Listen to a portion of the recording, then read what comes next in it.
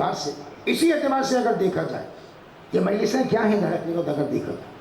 ان مجلسوں کو آپ تک کس نے پہنچایا؟ ہم تو کہتے ہیں کہ ہمارے باپ دادا کیا ہو رہی تھی ان سے ہم نے لیے، آپ کہتے ہیں ہمارے بزرگوں میں ہوتی، جہاں تک جا سکتے ہیں چلے جائیے، صدقہ ہے آپ کے پاس، فرش ادا صدقہ ہے چوتھے امام کا، چوتھے امام کی تعلیمات کا صدقہ ہی۔ دنیا میں کتنی درسگاہیں آپ کو ملتی ہیں ایسی، primary school, secondary school, university آ گئی، اس سے بڑا کوئی درجہ اگر ہو چلے جائیے آپ وہاں، ہر سبجیکٹ کے بہت بڑے قابل لوگ موجود ہوتے ہیں۔ اور اگر دیکھا جائے تو ہمارے معاشرے میں ایجوکیشنل انسٹیٹیوٹس میں جب سیمینارز ہوتے ہیں نا تو ان میں مختلف فیلڈز کے بہت بڑے بڑے ٹاپ لیول کے لوگ آتے ہیں، لیکن آپ غور کیجئے کہ ان لوگوں کو سن کر ان کی باتوں کو صحیح طرح سمجھ وہی سکتا ہے جو اس فیلڈ کا آدمی ہوگا، فیلڈ کا آدمی۔ اگر کوئی میڈیکلی سیمینار ہو رہا ہے، بڑے بڑے اسپیشلسٹ آئے ہوئے اس کے اندر، لوگ جو بیٹھے ڈاکٹر ہیں وہ ان کی باتوں کو صحیح طرح سمجھ جائیں گے، لیکن اگر وہ لوگ جو پڑھے لکھے تو ہیں لیکن اس فیلڈ کے نہیں، وہ جب چلے جائیں گے وہاں پر سن لیں گے لیکن اس حد تک نہیں سمجھ پائیں گے جب تک یہ سمجھ پاتے، کیونکہ فیلڈ کی بات ہے۔ تو دنیا کی ہر ایجوکیشنل فیلڈ میں یہی دیکھا گیا،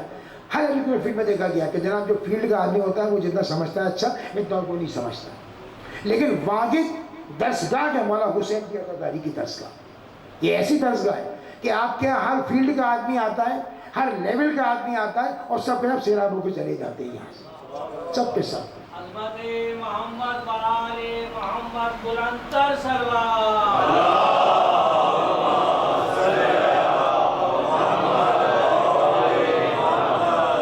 یہ چاہنے والے نے کیا خوب کہا کہ بیگانے اس فضا سے جو ہیں ان کو کیا خبر، بیگانے اس فضا سے جو ہیں ان کو کیا خبر، آوازیں سن رہے کہ فقط شور و شین کی، جو بے معرفت ہوگا وہ تو یہ ہوگا، کہا کہ بیگانے اس فضا کے جو ہیں ان کو کیا خبر، آوازیں سن رہے ہیں فقط شور و شین کی، اور جس کی کوئی مثال نہیں کائنات میں، جس کی کوئی مثال نہیں کائنات میں، ایک ایسی درسگاہ ہے مجلس حسین کی۔ بابا جی بولیں گے آپ لوگ،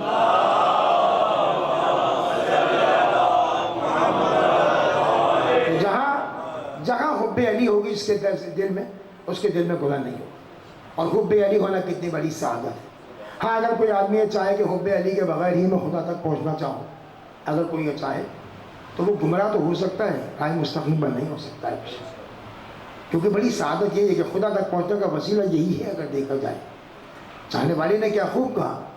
کہ جس شخص کے سینے میں لکھا نام علی ہے، جس شخص کے سینے میں لکھا نام علی ہے، اس شخص کی فردوس تلک کال فری ہے۔ جس شخص کے سینے میں لکھا نام علی ہے، اس شخص کی فردوس تلک کال فری ہے۔ اور بے حب علی کال ذرا کر کے تو دیکھو، بے حب علی کال ذرا کر کے تو دیکھو، آواز یہی آئے گی نیٹ ورک بزی ہے۔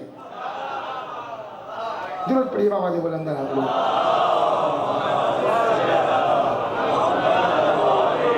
اسی اعتبار سے اگر دیکھا جائے تو یہاں آنا ہمارا اس بات کی دلیل ہوتا ہے،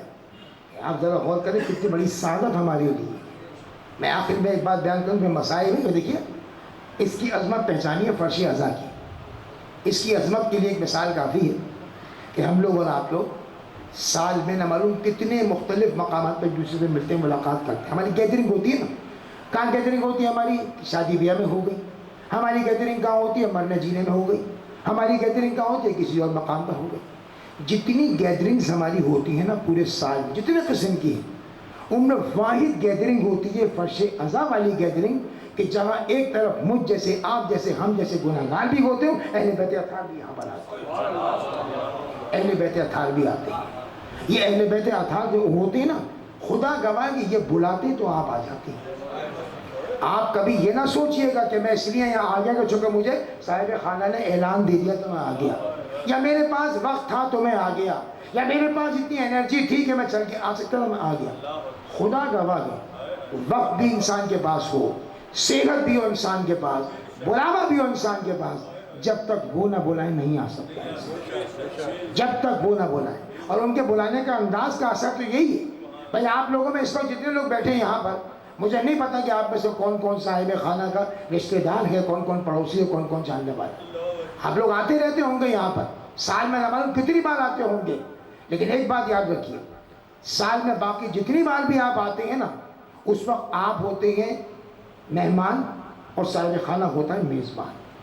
یعنی آپ اس کے صاحب خانہ کے مہمان ہوتے ہیں، آپ صاحب خانہ کے. لیکن آج جب فرش ازر بچھایا گیا اور آپ کو بلایا گیا ہے، تو کبھی یہ نہ سوچئے گا، آپ کبھی نہ سوچئے گا کہ جناب ہم ان کے مہمان بن کے جا رہے ہیں جن کا گھر موجود ہے. آپ ان کے مہمان نہیں ہیں، آپ اس کے مہمان ہیں جس نے آپ کو بلایا ہوا. آپ اس کے مہمان ہیں کہ جس نے یہاں فرش ازر بچھتے سب سے پہلے حاضری دی تھی، جس نے یہاں آ کر اس امید پر آئی تھی بی بی کہ میرے بچے پہ رونے والے آئیں گے، میرے بچے پر آنسو بہانے والے آئیں گے. ارے وہی فاطمہ زہرا جو تھی، کس کس کو فاطمہ زہرا روئے، بقیہ میں روئے، کوفے میں روئے، کربلا میں روئے، ارے کس کس مقام پر روئے. اور کربلا کا مقام آج کے امام کی ذات سے جو منسوب ہے، یہی مسئلہ جو تھا کہ عزاداروں یہی تو مصائب تھے کہ جب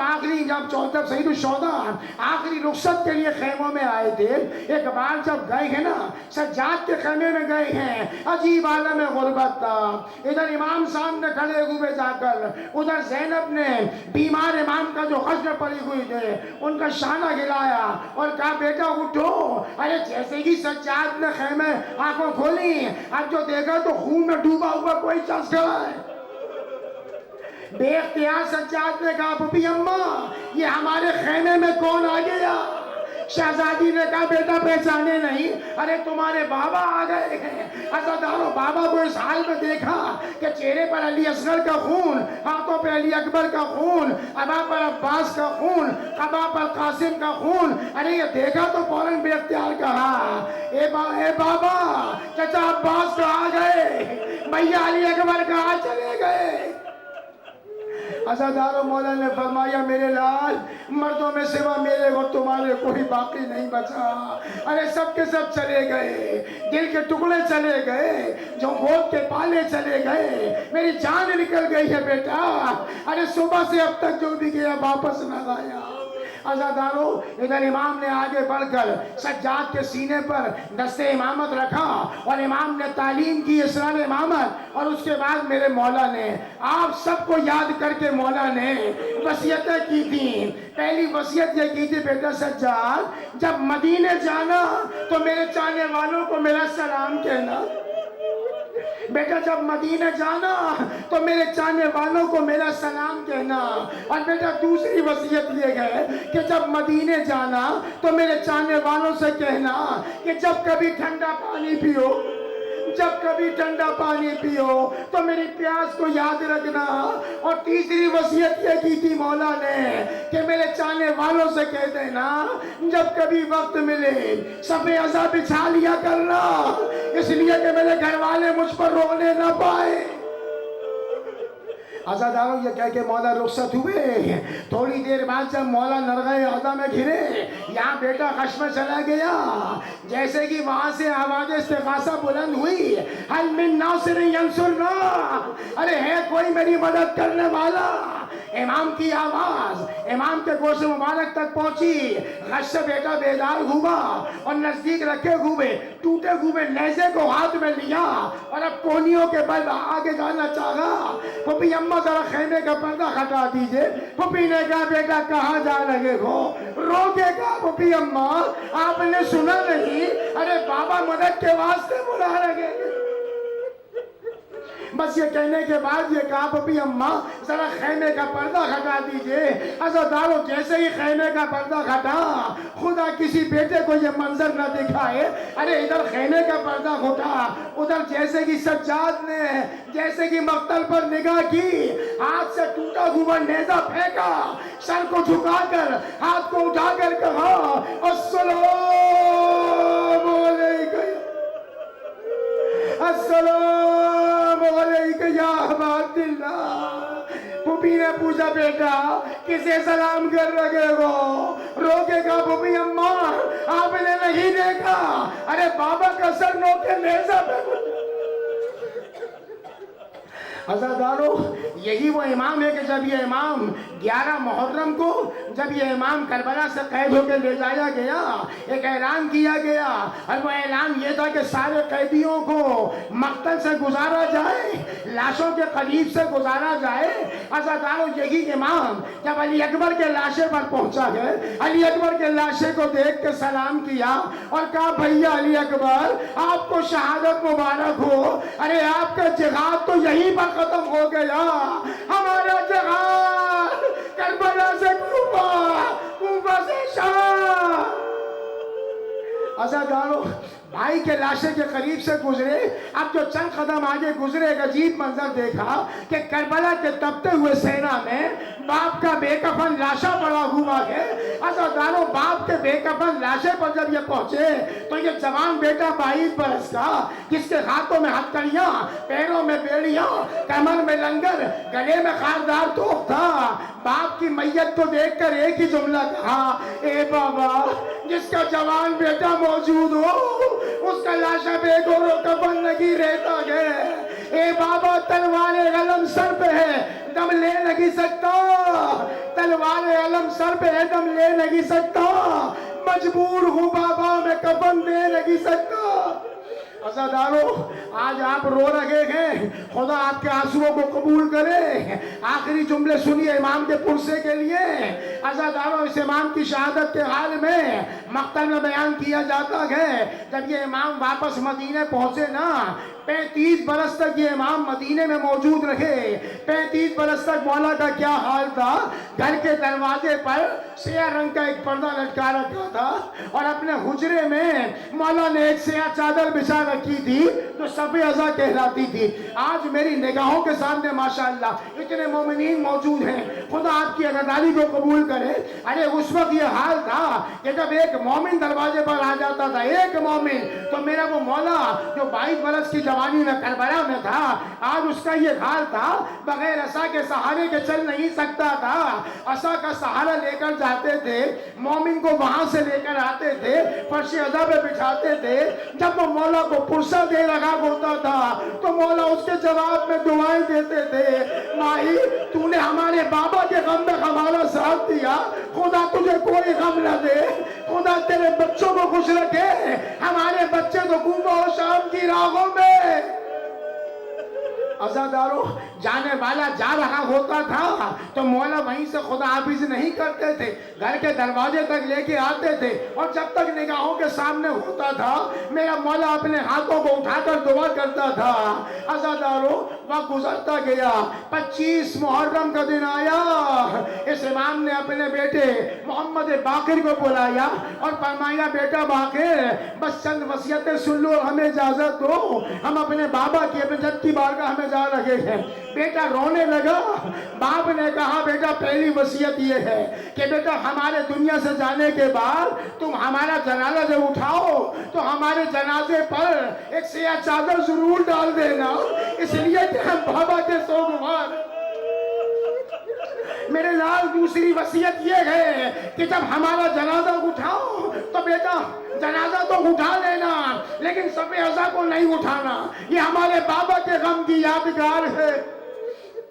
اور عزادارو آخری وصیت مولا کی فرمایا بیٹا جب ہم دنیا سے گزر جائیں گے نا یقیناً اہل مدینہ آ کر تمہیں گلے لگائیں گے تعزیت پیش کریں گے یتیمی کا پرسہ دیں گے میرے لال جب ہمارے جانے کے بعد اہل مدینہ گلے لگا لگا کر تمہیں یتیمی کا پرسہ دے تو میرے لال اپنی یتیمی پہ غور نہ کرنا بلکہ میری بہن سکینہ کی یتیمی پہ غور کرنا جسے گلے لگانے والا کوئی نہ آیا تھا کوئی تماشے لگا رہا تھا کوئی گوشوارے چیرنے لگا تھا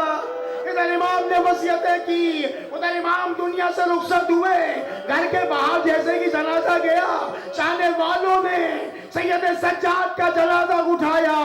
ہائے سجاد ہائے سجاد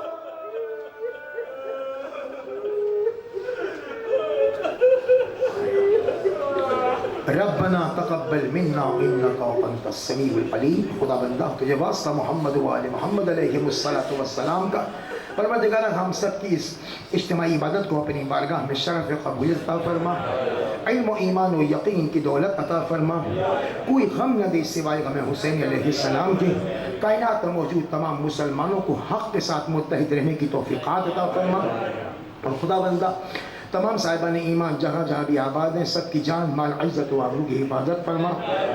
साहिबान ईमान जो गुमशुदा हैं, जो अगवा कर लिए गए हैं, उन्हें जल्द ही सलामती के साथ उनके घरवालों तक वापस लौटा दे। और खुदा बंदा कायनात में मौजूद तमाम बेजुर्म असीरों को रहाई अता फरमा। खुदा बंदा अहले बैत अत्हार का वास्ता हमें बामक़सद अज़ादारी की तौफ़ीक़ात अता फरमा, मुत्तक़ी बनने की तौफ़ीक़ात अता फरमा। खुदा बंदा अहले बैत अत्हार का वास्ता हमारी अज़ादारी को हुसूल शफ़ाअत का वसीला करार दे। खुदा बंदा अपनी आखिरी हुज्जत के ज़हूर में ताजील फरमा, हम सबको इमाम के मददगारों में शामिल होने की तौफ़ीक़ात अता फरमा। मातम हुसैन।